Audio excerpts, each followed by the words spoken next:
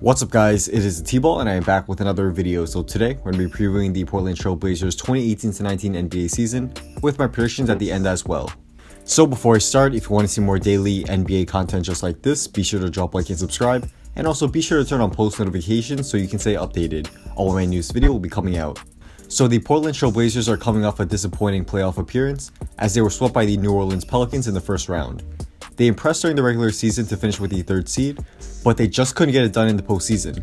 Damian Lillard struggled in the playoffs against Jrue Holiday and the Pelicans defense, and his other teammates couldn't pick up the slack.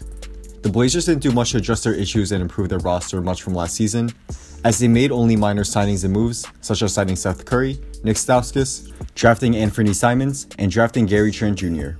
It wasn't a very eventful offseason, and Portland is trotting out a similar roster to last year's. We'll go over the Blazers' projected starting lineup and rotations, how the new players fit on the team, and my record projections in this video. And before we get into it, a huge shout out to SeatGeek for sponsoring this video. SeatGeek is a ticket app that takes the confusion out of buying tickets, and using the app you can see which ticket is a good deal, which has a green dot, or a bad deal which has a red dot for any sporting event or concert. It's an easy to navigate app and it's a must-have for anyone who's interested in attending an event. Use my discount code THETBALL to get $20 off your first purchase when you first sign up for an account, and I'll leave a link to the site where you can sign up down in the description below, or you could also download the app on your phone as well and use my code to get the discount there. So for the Blazers starting lineup, I have Damian Lillard, CJ McCollum, Maurice Harkless, Al-Farouq Aminu, and Jusuf Nurkic. Off the bench I have Seth Curry, Wade Baldwin, Evan Turner, Zach Collins, and Myers Leonard. The starting lineup for the Blazers should be the same as last year's, with Harkless starting at small forward as he's healthy, and Turner should come off the bench. The Blazers starting lineup last year was very solid and they had a ton of offense, with Lillard and McCollum running the show in the backcourt. Those two guys should have carried the load for the Blazers both for scoring and playmaking, and I expect them to also see staggered minutes once again. Either Lillard or McCollum should be on the floor at all times, and along with Seth Curry getting the main backup guard minutes, they should have a ton of shooting. The Blazers re-signed Nurkic on a 4-year, $48 million deal this offseason, and he should get some easy buckets off of offensive rebounds and pick and roll and pick and pop plays with the guards. He'll also be responsible for holding down the defense at the rim, and he's an overall solid rim protector. Off the bench, Seth Curry should be a good scoring and shooting 6th man that could provide some quick offense. He didn't play last season because of an injury, but he should be ready to go to start the season. He should help spread the floor and offset Evan Turner's lack of floor spacing. Next to either Lillard or McCollum, he'll give the Blazers two great scorers and shooters out on the floor at all times. He does struggle on defense, but playing next to someone like Wade Baldwin, who is a very good defender, should help hide him a bit there. I did a full breakdown on how Seth Curry fits with the Blazers on my channel, and I'll leave a card to that up on the top if you want to go check that out. Turner should be a solid playmaker off the bench for Portland, and hopefully we'll see more improvement from Zach Collins after an up and down rookie season.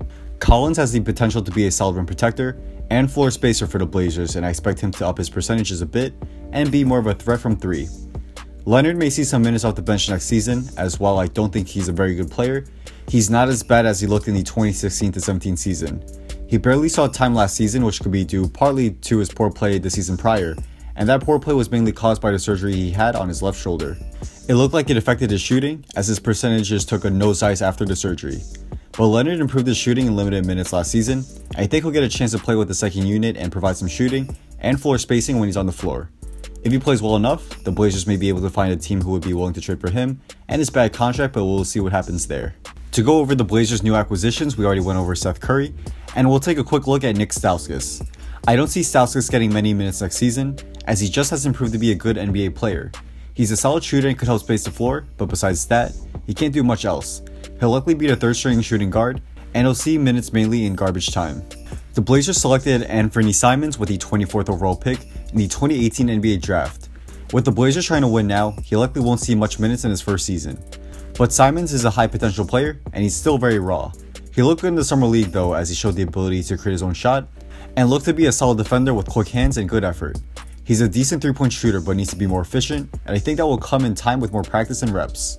Simons will likely see most of his minutes in the G League next season, and he could continue to work on his game there.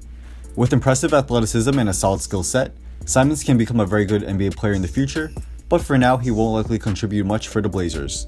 Portland also picked up Gary Trent Jr. with the 37th overall pick in the 2018 NBA draft. He's a solid all-around player with great size to play at the wing, and he's a great 3-point shooter, though he did struggle a bit in the summer league. He showed the ability to handle the ball, shoot off the dribble, and be a solid playmaker as well. He doesn't rack up a ton of assists, but he does make the right pass to find the open guy. Not to mention, he doesn't turn the ball over much, as he's a pretty steady presence when he's on the floor. He's not very athletic or quick, but he's a solid defender due to his high basketball IQ. He also has good size, and I think he should become a decent defender in the NBA as he continues to develop.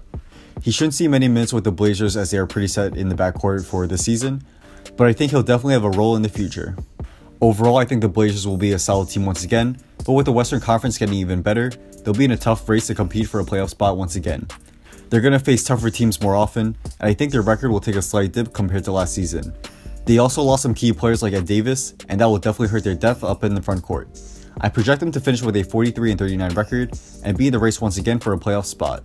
So that's a wrap. Thanks guys for watching. If you guys did enjoy this video and want to see more daily NBA content just like this, be sure to drop a like and subscribe, and also be sure to turn on post notifications so you can stay updated on when my newest video will be coming out. Also follow me on Instagram and hit me up if you want to talk about basketball, business, or have any video ideas you want me to do. Let me know as I do try to get back to all you guys there. Drop a comment down below on which NBA team you want to see a preview and prediction video on next. The comments with the teams that get the most likes will likely get a video done on them first. So, once again, thanks for watching, and hopefully, I'll see you guys soon for my next video. Peace.